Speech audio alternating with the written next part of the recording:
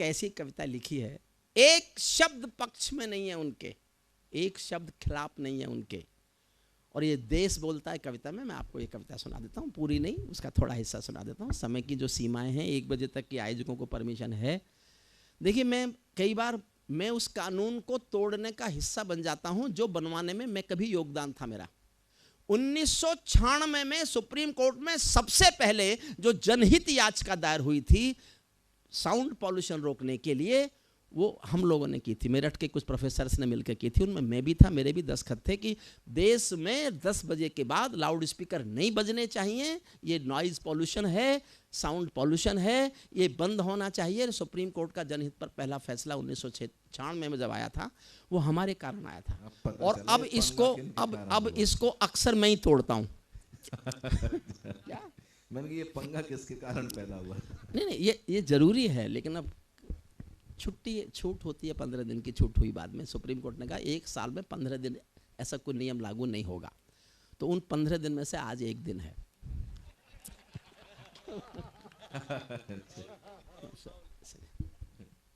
मैं सुनिए, मन से सुनिए। क्यों साहब, ठीक है ना? ये पीछे बैठे सारे हमारे आदरणीय आयोजक लोग सोच रहे हैं फंस गए, काहे को हाँ गजेंद्र से कहा होगा कि इसे बुलाओ। देखिए, मेरा गड़बड़ ये क्या साहब, जब तक मैं 4 कविताएं नहीं सुना लेता मेरा गला खुलता ही नहीं है। मैं 4-5 साल बाद आया हूँ और कई संस्थाओं को मिलके, ये कई संस्थाओं का मिला जुला कार्यक्रम है ना, एक का ही है, अग्रवाल एक ही संस्था है। तो पिछले 4-5 साल से आर्थिक तंगी में थी क्या? शंकर चौक पे कविताएं सुनाते थे। 1 साल पहले आया था। अच्छा, पिछले साल नोटबंदी के कारण रहा होगा। तो फिर तो आपने मोदी सुन ली होगी, फिर क्यों सुनना चाहते हो? हाँ, कोई बात नहीं, कौन सी याद रहती है। चलिए साहब, याद भी हो तो क्या फर्क पड़ता है कि उसका जो अंतिम छंद है वो नया सा है। मैं ताजों के लिए समर्पण वंदन गीत नहीं गाता, मैं ताजों के लिए ताली बजाते रहिएगा सब। देखिए, तालियों से कविता बड़ी नहीं होती, ताली किसी कविता का मापदंड नहीं है। लेकिन मुश्किल ये हो गई इस देश में कि जब ताली नहीं बज रही होती है ना, तो हमारे मन में ख्याल कि मुझे कुछ भी नहीं गम था, अगर गम था तो ये गम था, मेरी कश्ती जहाँ डूबी वहाँ पानी बहुत कम था। हमें लगता है कि सुनी नहीं जा रही। और इस देश में ताली बजवाने की एक बड़ी गलत परंपरा बन गई। ये रोग हो गया कवियों को कि वो तालियों की गड़गड़ाहट में कविता पढ़ने लगे। ताली नहीं बजे तो उन्हें कुछ कमी नज़र आती है। कोई ताली कविता का मापदंड नहीं है, मैं खुद स्वीकारता हूँ। लेकिन अब 1 दिन में तो हम ठीक हो नहीं सकते। आप ये उम्मीद करो कि हम राम का मंच है 1 दिन में ठीक हो जाए, तो बता अच्छा जहाँ लगे बजाते हैं।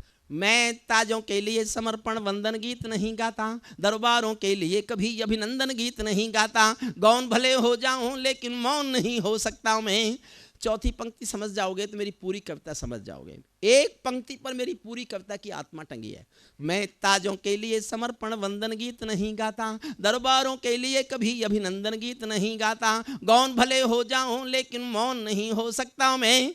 पुत्र मोह में शस्त्र त्याग कर द्रोण नहीं हो सकता मैं, पुत्र मोह में शस्त्र, सल्यूट, वाह।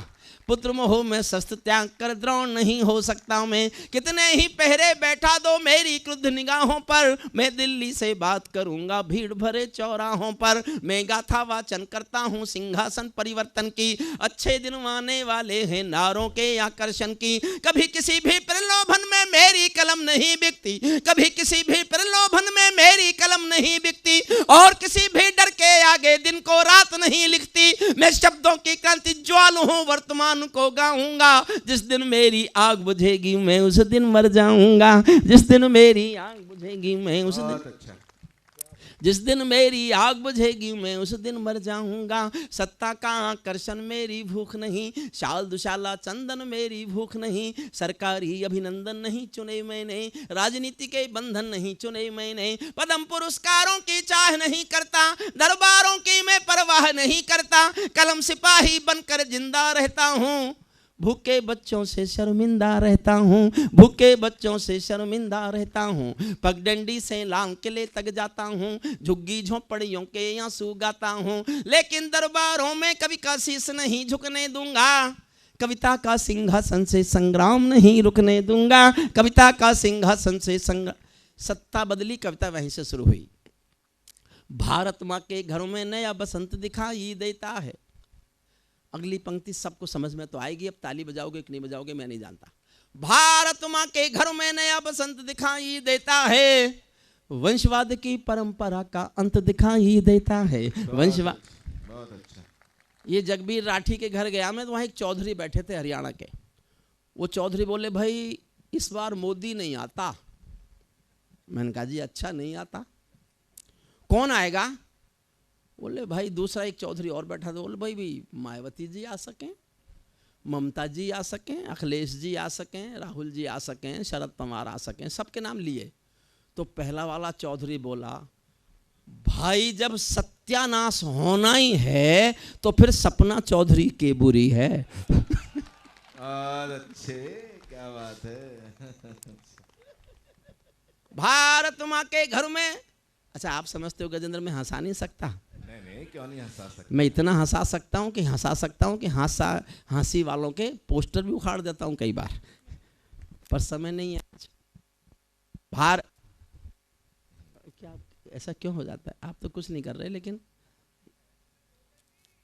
हाँ, जी हाँ, कोई बात नहीं। जी हाँ, आपके पास, मेरे पास नहीं। भारत माँ, तो इन्हों को रखो, क्यों सुन रहे थे? देखो मैं जाट हूं, मूर्ख नहीं हूं।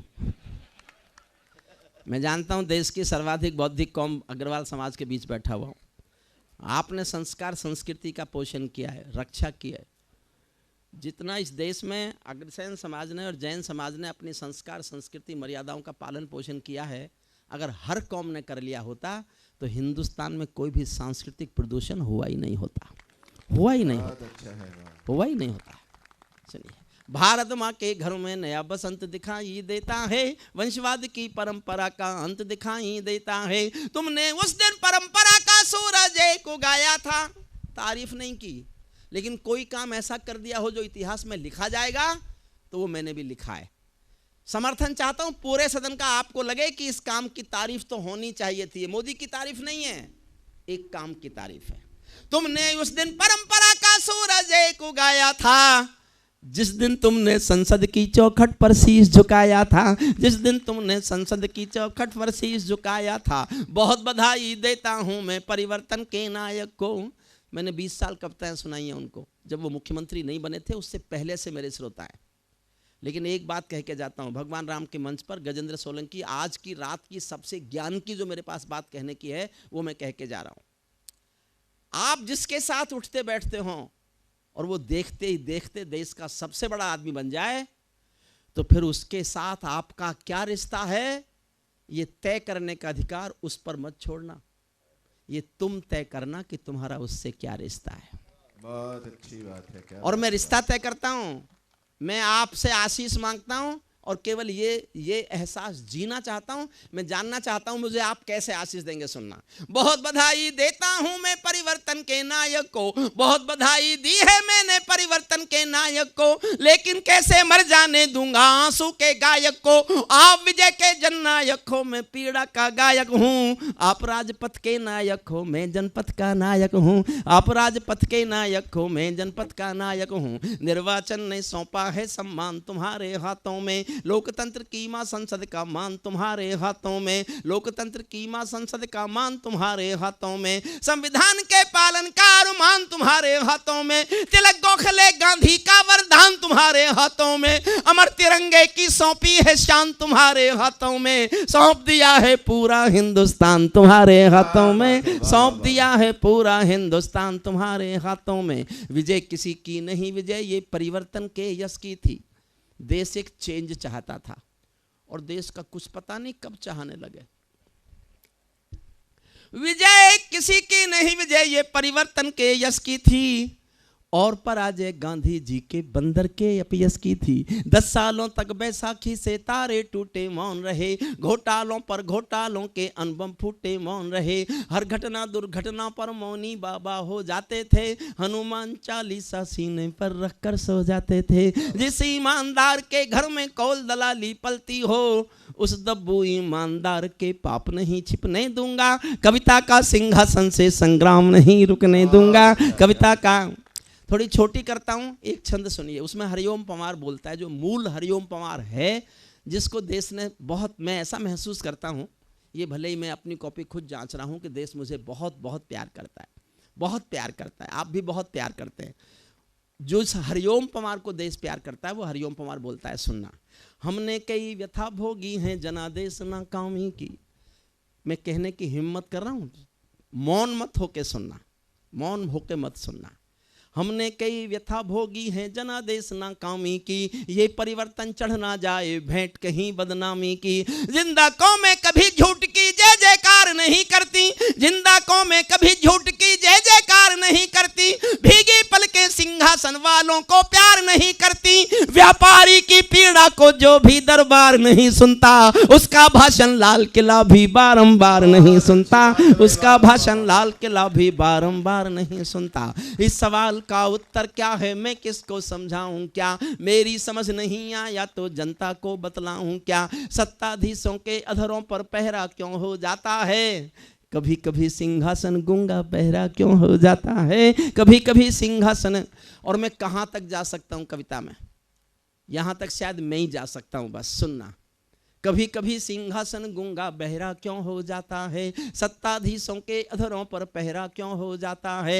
मैं चारण हूं चौराहों पर आंख लाल कर पूछूंगा, मैं चारण हूं चौराहों पर आंख लाल कर पूछूंगा, सिंहासन के गिरेबान में हाथ डाल कर पूछूंगा, जो भूखों के लिए किए हो काम बता दो मोदी जी, काले धन के गद्दारों के नाम बता दो मोदी जी, काले धन के गद्दारों के नाम बता दो मोदी जी। मेरी चीखें संसद की दीवारों से टकराएंगी, मैं जनता की मांगों की आवाज नहीं घुटने दूंगा, कविता का सिंहासन से संग्राम ने। अंतिम छंद सुनिए, जिसके लिए इस कविता को चाहा आपको।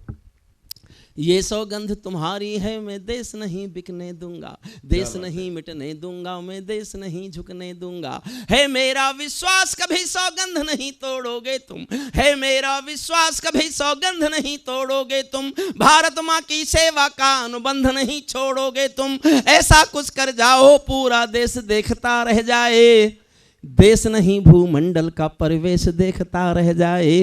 ऐसा कुछ कर, देखो साहब सब कुछ है देश में, 10 सेकंड और दो मुझे, केवल देश में संवेदनाएं मर रही हैं।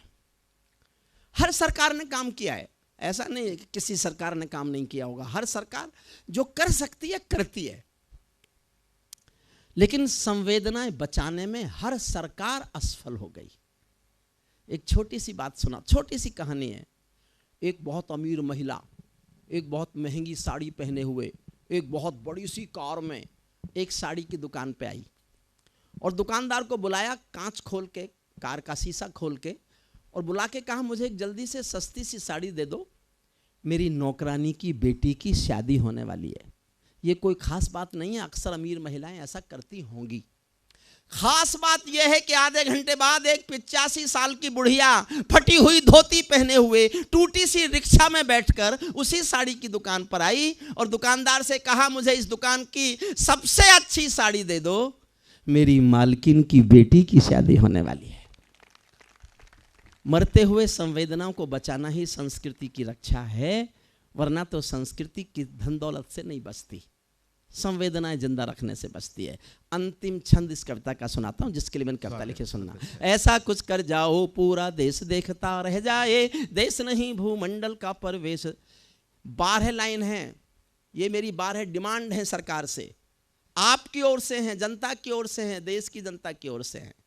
ये 12 मांग कोई पूरी कर दे, कांग्रेस कर दे, भाजपा कर दे, सपा कर दे, बसपा कर दे, मैं हिमालय चला जाऊं, कविता लिखना छोड़ दूंगा। लेकिन जब तक ये 12 मांग पूरी नहीं होती, मैं चिल्लाता रहूंगा, चीखता रहूंगा। एक एक लाइन में एक एक डिमांड है। मैं जानना चाहूंगा कि आप कितना चाहते हैं कि ये मांग हमारी पूरी हो जाए। पहली मांग पढ़ता हूं। ऐसा कुछ कर जाओ पूरा देश देखता रह जाए, देश नहीं भूमंडल का परवेश देखता रह जाए। संसद को गुंडों से दागी चेहरों से खाली कर दो। पहली मांग है। इतनी तालियों से नहीं होगी, थोड़ा और उठाओ, तालियां तो होगी। एक एक लाइन में एक एक मांग सुनाना चाहता हूं। संसद को गुंडों से दागी चेहरों से खाली कर दो, भूखे मरते हुए किसानों के घर खुशहाली भर दो। भूखे मरते हुए, सल्यूट, आपने मेरी बात को पकड़ लिया। भूखे मरते हुए किसानों के घर खुशहाली भर दो। युवा खून बेरोजगार है ये अफसोस खत्म कर दो। भ्रष्ट व्यवस्था से उपजा है जो आक्रोश खत्म कर दो। कश्मीर में भारत माँ की जयकारों के स्वर दे दो। बहुत अच्छा है, क्या बात है, वाह वाह। आदरणीय मोदी जी लाए जापान का प्रधानमंत्री, चीन का राष्ट्रपति, इजराइल का प्रधानमंत्री, और तीनों को अहमदाबाद ले गए। अहमदाबाद में रोड शो अपने घर में। मैं इस दिल्ली में खड़ा होकर बोल के जाता हूं अग्रसेन समाज के अग्रसेन जयंती के इस मंच पर कि आदरणीय मोदी जी, ये देश आपको जम्मू कश्मीर के श्रीनगर के लाल चौक पर रोड शो करते हुए देखना चाहता है। रोड शो करते हुए देखना चाहता है। और आप दिल्ली के लोग हैं, इस दर्द को जानते होंगे। ये दर्द आपने सहा हो। मैं 28 साल से इस आंसू को पी रहा हूं, 28 साल से दर्द चीख रहा हूं। आपको बात पहुंच जाए मैं कहां बोल रहा हूं, तो मुझे एक बार अब तक की सबसे अधिक ताली बजाकर बताना कि आप इस दर्द के, इस आंसू के, इस चीख के, इस चित्कार के दर्द से कहीं ना कहीं कुछ भी नहीं कर सकते। आप कम से कम परिचित तो हैं। अगर परिचित भर हैं तो मुझे तालियों से बताना कि आप जानते हैं। कश्मीर में भारत मां की जयकारों के स्वर दे दो। हर विस्थापित कश्मीरी पंडित को उसका घर दे दो। हर विस्थापित कश्मीरी पंडित को उसका घर दे दो। खेलों को नेताओं से पूंजीपतियों से मुक्त करो। माँ बहनों बेटी का जीना स्वाभिमान से युक्त करो। झोपड़ियों को मत सिखलाओ तौर तरीका जीने का। उन्हें मयस्सर कर दो केवल अच्छा पानी पीने का। उन्हें मयस्सर कर दो केवल अच्छा पानी पीने का। नंगे बदन लिए फिरते हैं ख्वाहिश एक लंगोटी की। खाली पेट लिए बैठे हैं उम्मीदें 2 रोटी की। कहीं भूख से कोई बच्चा मर ना जाए, याद रहे 10 करोड़ भूखी पीढ़ी की याद तुम्हें फरियाद रहे। तुम चाहो तो भारत के घर घर को देवालय दे दो। तुम चाहो तो भारत के घर घर को देवालय दे दो। लेकिन सबसे पहले झोंपड़ियों को शौचालय दे दो। लेकिन सबसे पहले झोंपड़ियों को शौचालय दे दो। ऐसा कुछ कर जाओ पूरा देश देखता रह जाए, देश नहीं भूमंडल का परवेश देख। अंतिम पंक्तियां सुन लीजिए और यहीं विदा करते हैं। गजेंद्र सोलंकी आएंगे, कोई आदरणीय आयोजक आएंगे, आपको भी धन्यवाद देंगे, कवियों को भी धन्यवाद देंगे। देखो साहब, भारत में पक्षपात खत्म हो जाए ये तो कभी हो नहीं सकता। भ्रष्टाचार खत्म हो जाए ये भी नहीं हो सकता। बड़ी मेहनत से पाला पोसा है हमने। तो एक लाइन का पक्षपात तो मेबे से भी हो गया है, आखिरी लाइन का, और आपकी तालियां उसको मंजूर करेंगी। मेरा विश्वास है कि उस पक्षपात को, अगर ये कामना हो किसी की, ऐसा कोई मिल जाए, इस कामना में का लिखा जाए, तो फिर कोई गुनाह नहीं है। उस पक्षपात को आप स्वीकार कर लेना। अंतिम पंक्तियां पढ़ता हूं गजेंद्र सोलंकी को, मेरा बहुत लाडला प्यारा छोटा भाई, जिसको मैं बहुत बहुत प्यार करता हूं। ओज का, सांस्कृतिक विरासत का ऐसा एक स्वर जो दुनिया में जहां हिंदी जानी जाती है वहां भारत की संस्कृति संस्कार का ध्वज लेकर वो कविता सुनाने जाता है। मैं इसलिए नहीं जाता कि मुझे हवाई जहाज से डर लगता है।